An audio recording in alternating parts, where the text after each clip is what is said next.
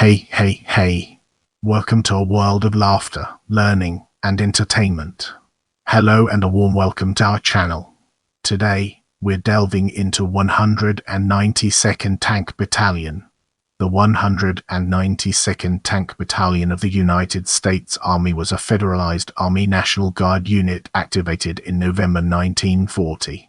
Deployed to the Philippines, the battalion was engaged in combat during the Japanese invasion and the U.S. retreat to the Bataan Peninsula. Being part of the force that surrendered to the Japanese there, it subsequently ceased to exist as an active unit.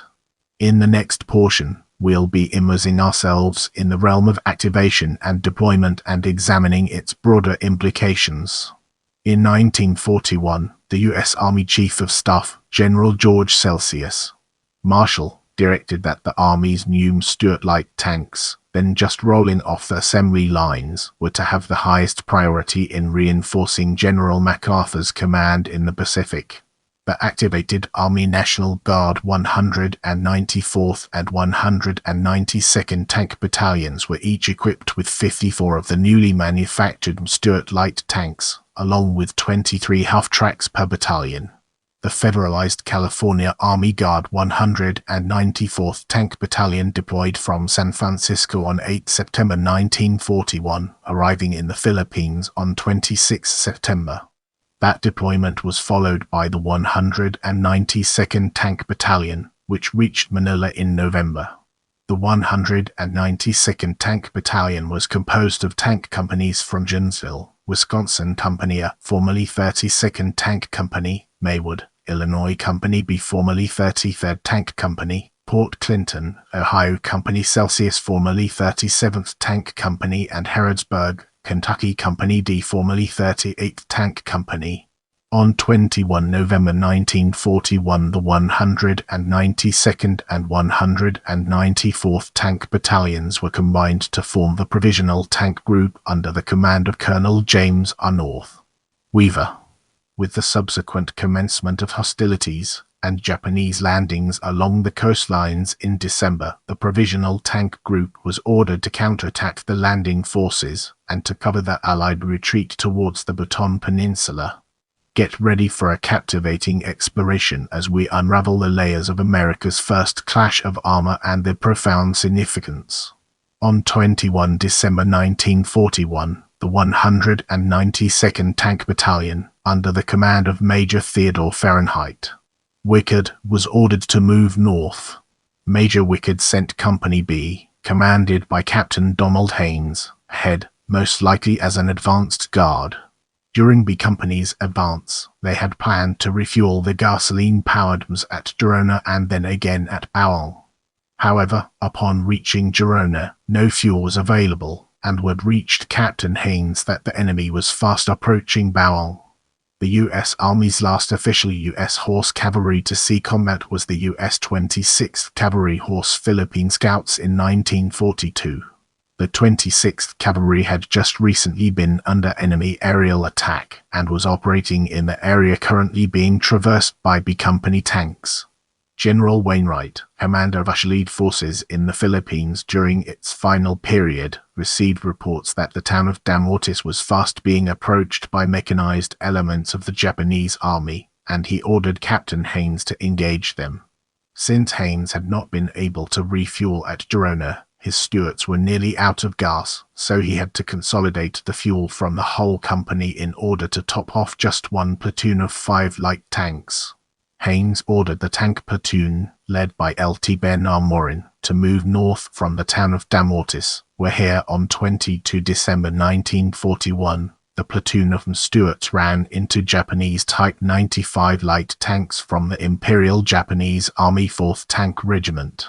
In this, the first American tanks manned by U.S. tank crewmen to engage enemy tanks during World War II. Those of the 192nd Tank Battalion went up against the equally armed Type 95 light tank, which were armed with the cannon, but were equipped with diesel engines.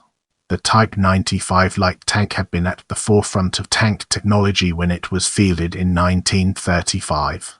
In the tank-to-tank battle that ensued, the lead 192nd Tank immediately left the road to maneuver, but was instantly hit and caught fire. The remaining 4 Stuarts also received hits, but withdrew from the field, only to be destroyed by enemy aircraft later on. Lieutenant Morin was wounded, and he along with his crew were captured. Both the 192nd and the 194th Tank Battalions continued to skirmish with the 4th Tank Regiment as they retreated towards Bataan, but tank losses during the fighting required the reorganization of some of the units. Consequently, tank companies were reorganized into 10 tank companies with 3 tank platoons and 1 tank for the company commander. During the remaining struggle for Bataan, the 2 tank battalions tried to defend the beaches, the airfield, and provided support for their infantry until 8 April 1942, when the 192nd and 194th received orders to prepare to destroy them. Tagrath Americans were not successful in destroying all of their tanks, as many of them Stuarts were captured and used by the enemy during the war. When the Philippines were liberated some of those captured Stuart light tanks were taken back by U.S. forces. Note upon receiving the code word. The code word crash was transmitted, and the U.S. Army on Bataan surrendered on 9 April 1942.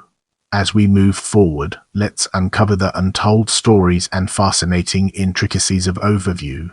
The activated Army National Guard 192nd Tank Battalion initially received training at Fort Knox and Polk. A unit left San Francisco in October 1941, arriving in the Philippines on 20 November 1941.